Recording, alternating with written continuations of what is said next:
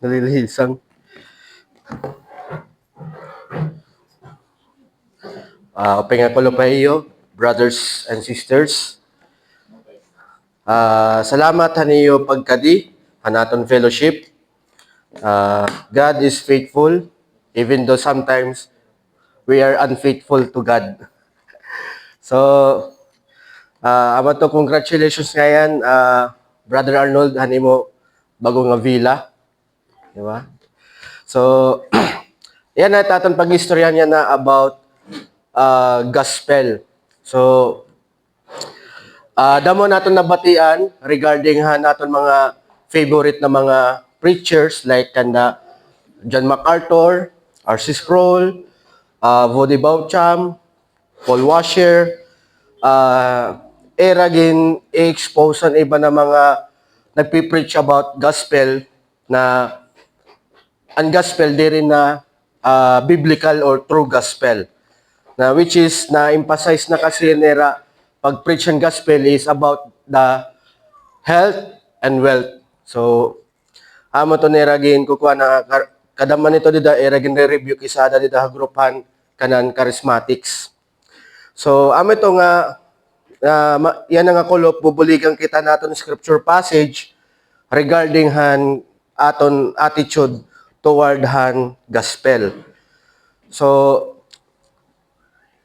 ba din naka-experience na mag-share ang gospel?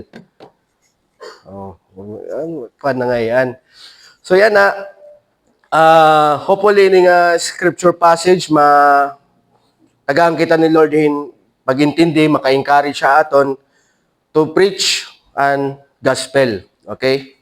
So naton yan ang scripture passage, adi kita Book of Romans. So, ginagat ko nga magkatupdawan na ito, honor the Word of God. Basahon nato ng Word of God this afternoon, brothers and sisters. Romans chapter 1, verse 16. Nasa rin nga diyan pulong ng Diyos. For I am not ashamed of the gospel, for it is the power of God for salvation to everyone who believes, to the Jew first and also to the Greek. Thank you. Let us pray. Piyang nato na mata. The grass wither, the flower fades, but the word of God shall stand forever. Dear glorious Father in heaven, thank you for gathering us here to give you praises, to listen to your word. Di kami yan na nagpapaobo sa matubangan, nangangaro nga, abrihan mo naman kasing-kasing, tugutan mo kami makasabot, hanin mo mensahya na, ang kahalarom hanin mo mensahya na. And I pray nga ang Holy Spirit ang mag-guide haamon, ang manguna haamon, mag-lead haamon, hanamon pamatiyan natin mo mensahe. Nag-aarog yap kami kapasayloan han sala, namon nabuhat, kakulop, yana, sunod pang adlaw, pasaylo kami namon pagiging maluya, pagiging richful. And I pray, Father, nga ikaw ang magbagwa amon through the grace nga maging hataga amon in Christ, and use us for your glory and honor. We pray this in the mighty name of Jesus, our Lord and Savior. Amen. Amen. Kalingkod kita. Thank you. So, ang title yan na natin yan ng sermon is Not Ashamed of the Gospel. So, natin yan na scripture passage, usay ng mga favorite book, mga great reformers, Book of Romans. Diba? Ang kadaman na iyo, through hini nga pag-study ni nga book, dida na open up aniyo eye toward han gospel. So ini nga Book of Romans, ang writer ini maaram na kita hi Apostle Paul, ngayon ini ginsurat para mga believers sa Rome. Okay? Ini nga believers sa Rome is composed by Jew and Gentiles. Pero makikita natin pag ginbasa natin ang Book of Romans, ma-observe nato na durodamo ang mga Gentiles believer. So, ini nga Book of Romans, according to theologians, nasurat ini between AD 55 and early 57. Han panahon na nakadto pa hi Apostle Paul Corinth. So, amo ito niya ginsurat ang Book of Romans. And then, ini nga Book of Romans, rich iniyahin mga content han Old Testament. May daya mga allusion tikang ha Old Testament, and then may daya mga quotation tikang gyapon ha Old Testament. So amiton pamaagi ni Apostle Paul para ma-explain niya kung ano gospel. Okay?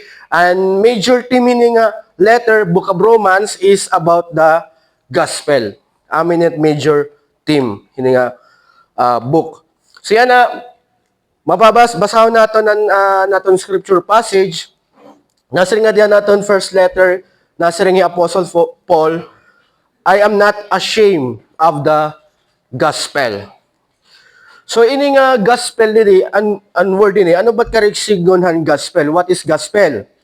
So an Greek word din niya is euangelion. In English, literal, good news, glad news, or tidings, glad tidings or glad news. So yan na, ang gospel naging kuwan din ni Apostle Paul, makikita natin ini writing Book of Romans, brothers and sisters, naghatag hi Apostle Paul dida pala introduction about the gospel. So ano niya explanation, paano niya gin-describe ang gospel dida niya introduction. Mababasahan natin tiya verses 1 to 3 and Romans chapter 1. Kundi nasa nga di, Paul, a servant of Christ Jesus. So amo niya kuan description iti kalugaringon. He is the he was the servant of Christ Jesus, called to be an apostle, set apart for the gospel of God, which he promised. So yan na, ini nga gospel, within these verses, gin-explain ini ni Apostle Paul na ini nga gospel is gin-promise ini ni God beforehand. Hanuna pa. So, dito sa Old Testament, may na gospel. Pero ang gospel, description nito is being a promise. Okay? So, ang means ini nga pag-promise ng gospel is through his prophets. So, ito, for example, ito dito sa prophets, si Jeremiah, Isaiah, labi na Isaiah 53, amaton kuan messianic nga prophecy about Christ. And then nasa nga di in the Holy Scriptures concerning his son, which is Jesus, who was descendant from David. So yan na ini nga gospel according kan Apostle Paul introduction, ani explanation ni is all concerning about Jesus. Gospel is all about Jesus, the person and the work of Jesus. Amitot pinaka main content han gospel. Okay? So amin nga na ginkukuan ni Apostle Paul na ini nga gospel na aton nababatian yan na imagine na una pa lang nga panahon, Old Testament time, nagpa-promise na anaton Dios about ini nga gospel. Okay? And then masisiring ko kita yan nga panahon, we are so blessed. Kaya ang gospel yan na haaton yan ng panahon is dirihiya kuan nakatago. Kumbaga may nakita nato ng fulfillment through the writings and New Testament mga apostles na gingamit ni Christ pati gyapon ng ibang nga tawo. So yan na nasa ni Apostle Paul aniya haton scripture passage mabalik kita. Aniya attitude toward hini nga gospel is he was not ashamed. Ginyak na niyan mga believers harom. Na Apostle Paul was not ashamed hini nga gospel. So makikita nato nini nga gospel ang nataboy ni kan Apostle Paul. Because of this gospel, ang na-experience ni Apostle Paul is persecution. Okay? Naka-experience yan latob, ka-experience yan kagutom, kawarayan, kapriso, pero ngaran amo to nataboy nasingya, he was not ashamed. I am not ashamed of the gospel. Okay? So, pakay natin sabit, are you ashamed of the gospel? So, yan na. Ini Ini nga attitude ni Apostle Paul hini haton scripture passage nga iya gin-declared believers in the Rome para mga Roma, iya attitude, he was not ashamed.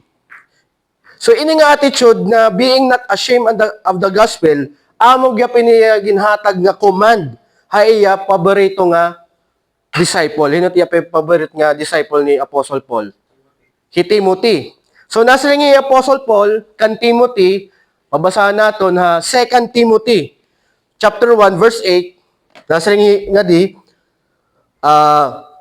therefore do not be ashamed of the testimony about our Lord. About, di ba nasa yung Apostle Paul Roma concerning His Son. Ano yung explanation or description or describe ni Apostle Paul ang gospel is concerning Jesus, or pwede natin mayakan din gamit this testimony about Jesus, about our Lord. So ayan na, ginsugo ni Apostle Paul ni Timothy nga, do not be ashamed. Hini nga testimony about our Lord or the gospel. Now which is ito niya attitude ni Apostle Paul. Di ba? Na diri hiya ashamed hini nga gospel. So, makikita natin, brothers and sisters, na ini nga sugo ni Apostle Paul kan Timothy, diri option, kundi sugo ko talaga diri pwede diri tumanon. So ito number 1, kinahanglan diri nato maging ashamed hini nga gospel. And then within handwriting ni Apostle Paul, Book of Romans, mabalik kita Book of Romans, previous verses, tikang natin scripture passage, na ini pinaagi hini nga gospel, nangangalaga diya Diyos. Mababasa natin Romans chapter 1 verse 9, nasa ni Apostle Paul, for God is my witness, whom I serve with my spirit in the gospel of His Son, that without ceasing I mention you. So, ang pamaagi para kita makapangalagad han Diyos, brothers and sisters, pinaagi han gospel. Kung kita, may plano kita pagsumat, pagistorya ha ibang tao, parte nga gospel, nangangalagad ka na ha Diyos. Okay? So, kundi amo gihapon ang ginbubuhat ni Apostle Paul. The moment we have desire o ginihimo naton to preach the gospel to other people, we are serving God. Okay? So, pag-serve kan God is through the gospel. Okay? Okay, gihapon ito, nahatag ka, di ba, na bulig ka, pero ang pinaka-usa nga pamaagi nga, top, memorandum han trabaho, number 1 nga aton trabaho is to preach the gospel. So, kung gusto nimo mga lagad ha Diyos, preach the gospel. Do not be ashamed of it. Kaya pinaagi to, you are serving God. Okay? So, kung gusto mo lang mga lagad ha Diyos. Yan na, brothers and sisters, dito ha Bible, word ni Jesus, may aday ha warning. May aday ha warning kung kita, ma-feel natin or we are ashamed. If we are ashamed about this gospel, may they have warning. Nasa rin ni Jesus sa Luke chapter 9 verse 26, for whoever is ashamed of me, gospel is all about Jesus, and of my words, of him will the Son of Man be ashamed when He comes in His glory and the glory of the Father and of the holy angels. Mapapansin natin, brothers, sisters, hining verse, Luke chapter 9, verse 26, whoever is ashamed. Word, dito nga verb is present. Kung hino yan na, may ada ashamed ha Ginoo or niya words, in the future, masaya, nasa hindi ha verse, of him will the Son of Man. So, hopefully, amin ni makahatag aton ini nga warning ni ginhatag aton ni Jesus, makahatag aton conviction, desire, not to be ashamed hini nga gospel. Okay? Yan ang pamaagi gihapon, brothers and sisters, na napapakita naton na we are not ashamed of the gospel by exposing the false gospel. Okay? Kung gini-expose naton, gini-rebuke naton ang false gospel, so napapakita naton na we are not ashamed hini nga the true gospel.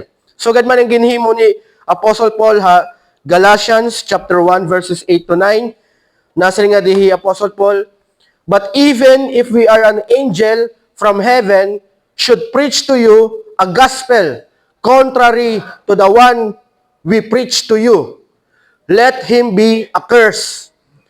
As we have said before, so now I say again, if anyone is preaching to you a gospel contrary to the one you receive, let him be accursed. So ini nga word nga, let him be accursed, ang karigsigan ka pini is, be under God's wrath and separated from God. Amadot karigsigan it being accursed. Being under God's wrath and separated from God. So makikita natin, brothers and sisters, iniya, pag-rebuke ni Apostle Paul, han mga nagpipreach, han mga diri, tinood nga gospel, iya gin-rebuke. So nagpapakita tiya nga, diri talaga iya ashamed han gospel. So amo ton makikita naton na pinaagihin pag-correct, pag-rebuke, pagwahatagin warning, regarding han false gospel, napapakita naton na we are not ashamed of the gospel. Okay? So yan na ano ba't mga gospel niya na natin nababatayan? Kadami niya na is tinatawag nga prosperity. Na may mga preachers, teacher, yan nga panahon na nagpra-promise, if you believe ang gospel, magkakadakahin healing, maupay nga lawas, finances, di ba? So, ito na natatabuyan, di rin na na-highlight ni Jesus. Ang na-highlight na ito dito nga prosperity gospel is ang desire han sinner. Okay? Which is diri maupay. So, iniya, ang gusto ni God haaton, brothers and sister, diri naton diri kita maging ashamed hini nga gospel. Iton gustuhan Dios. So, naton point 1, we must not be ashamed of the gospel. Okay? So, usa nga pagpaagi nga diri kita ashamed han gospel is by rebuking. Kung may kita mabatian nga tawo nga nagpi-preach ng gospel, hopefully tagaan kita ni Lord encourage to rebuke ito nga person na nagpi-preach in false gospel. Okay? Hopefully tagaan kita ito ya. So, ito ya nga usa ini nga reason kaya no kayo nahimo nga ini nga sermon. Ito nga, lastly, ang akong kaupod ha akfil, nagkaadairan activity, akong kaupod akfil, kada manita era dito is mga charismatic, hello Kuya Dan? Charismatic and Pentecostal. So, ang era major event last week is nagkaadairahin Miracle Healing Crusade. Okay? So, ito yung nga, they front han gospel, diba? And then, naghahatagin assurance nga, magkakaadan healing. So, ito nga, amin motivation na ako na ginhimo kiniya. So, dito, nagkada kaming group chat na rebuke lang, bagan gamay lang nga kuan debate.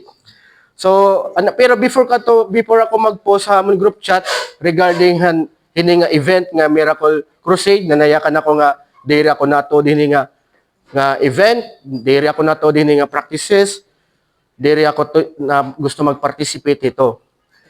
Pero before ako ito magyakan, nagunahuna na ako nga, kung himoong kiniya, magsaway ako, damot akong masisina, di ba, magkadang basher, o warat akong akong bagang peace ba. Pero to nga, itungod nga maaramang kita ang gospel, and then na-remind na kini nga verse nga, for I am not ashamed. So, to nga, nakadusa ako nga, magyakan dito ang group chat. Diri ko gisisiring na, perfecto na ako, mapay ako nga believer. Nako lang is, kahit pa paano, talagsa, nagkakahada akong courage, di ba?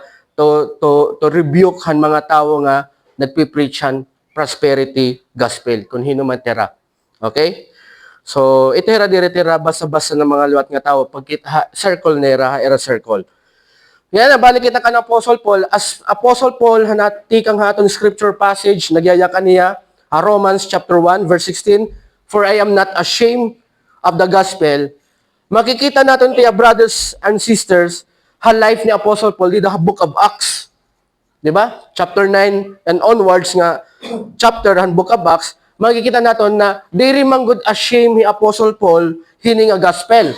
Kaya Apostle Paul preach, declared the gospel, great crowd, damo nga tao, may mga Jug yap ito dida. Okay? So, pero nag-preach lagi po yung gospel. And lastly, nag-proclaim yan gospel nga to kan King Agrippa. Diba? As long, time na naghahatag yan defense, iya kalagaringon, iya ginsabayan yung pag-preach yan gospel. Diba? So, kahuman niya ito paghatag in defense, which is nag-proclaim yung gospel, nagsiring King Agrippa Acts chapter 26, verse 28, "And Agrippa said to Paul, 'In a short time, would you persuade me to be a Christian?'"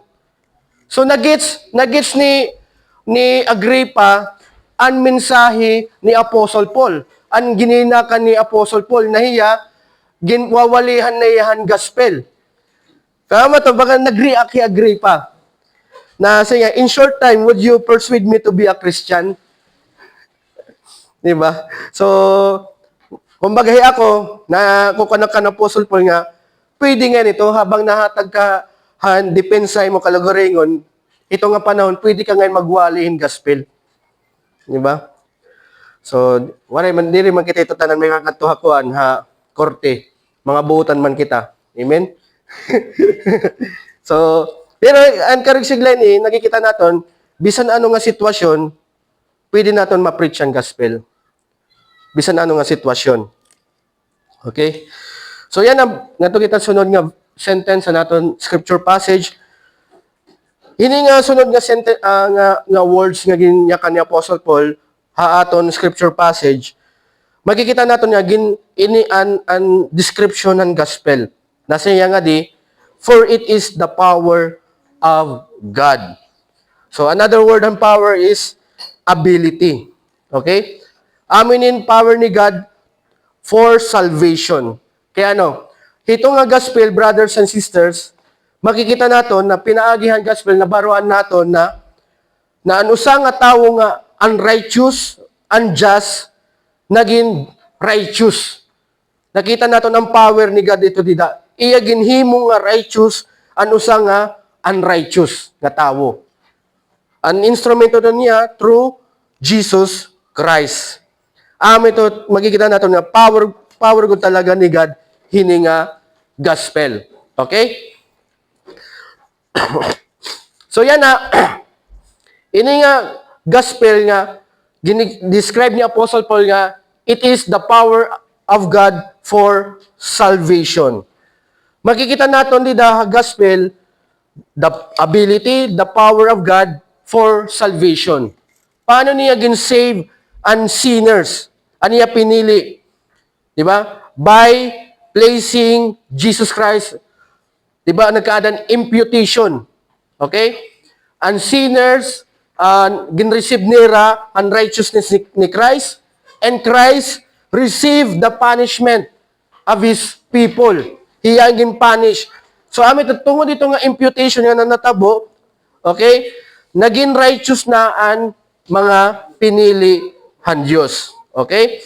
So, iniya nataboy niya, brothers and sisters, nga salvation, pinaagi ni pagpadala kan Jesus through the Virgin Mary, nga Jesus live a perfect life.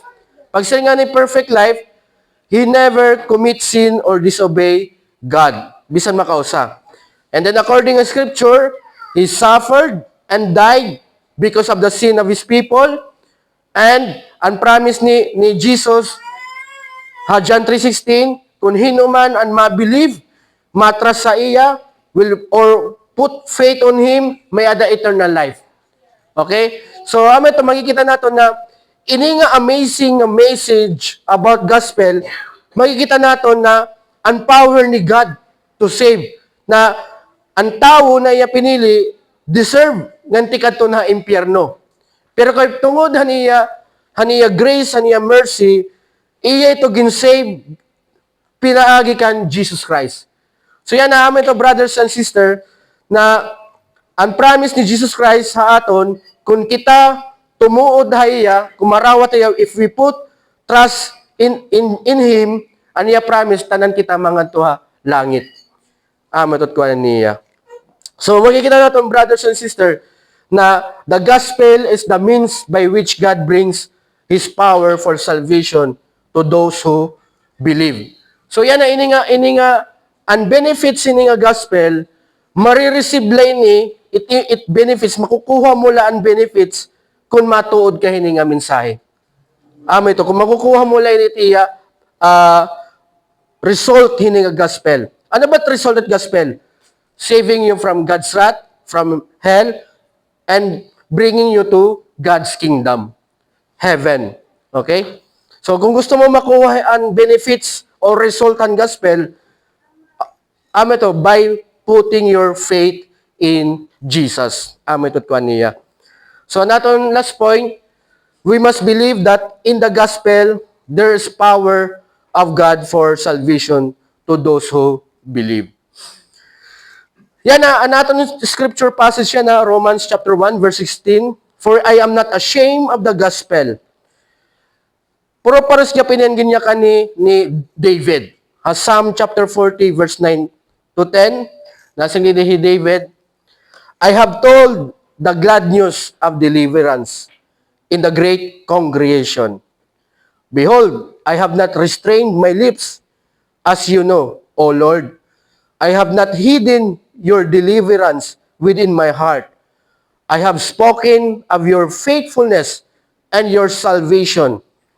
I have not concealed your steadfast love and your faithfulness from the great congregation.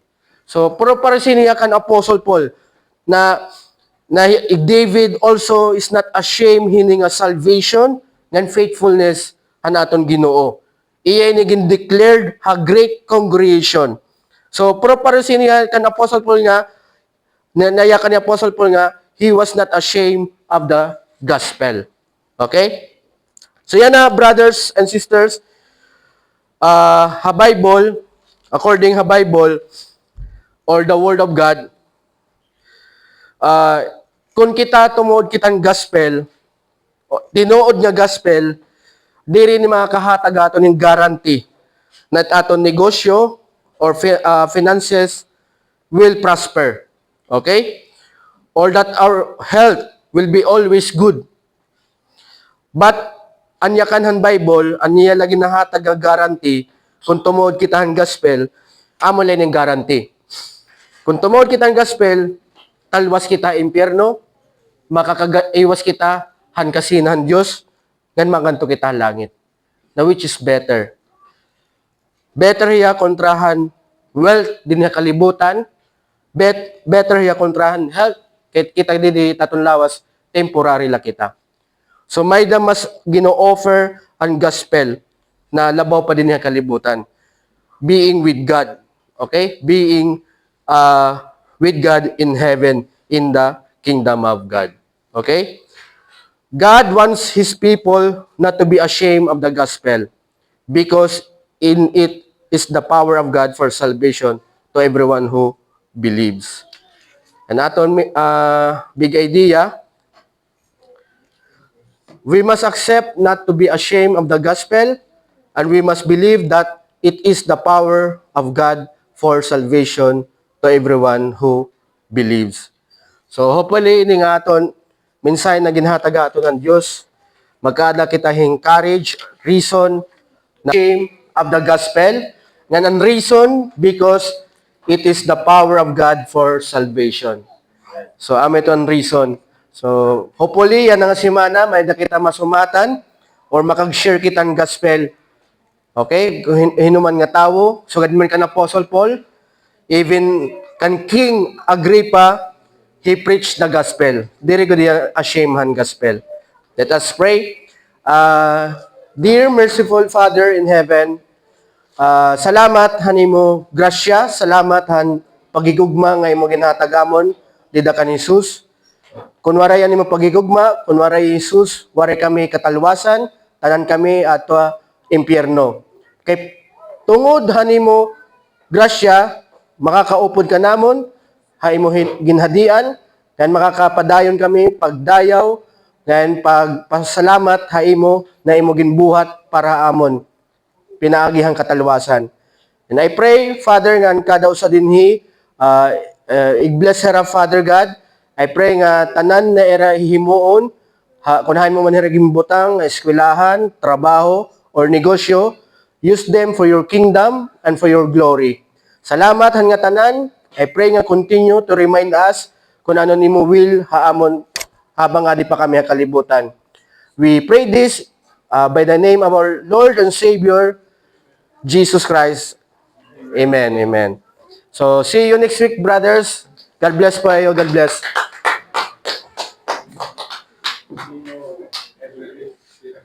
See you every day. See you tomorrow. Ano?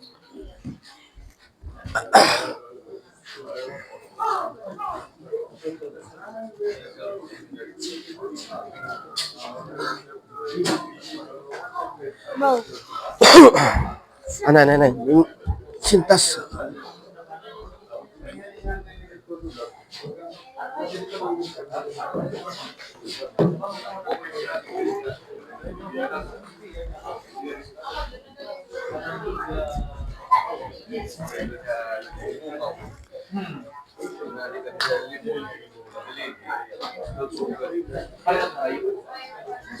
Sa ilang kilometers, pero mas ka kumagot. I mean, road man.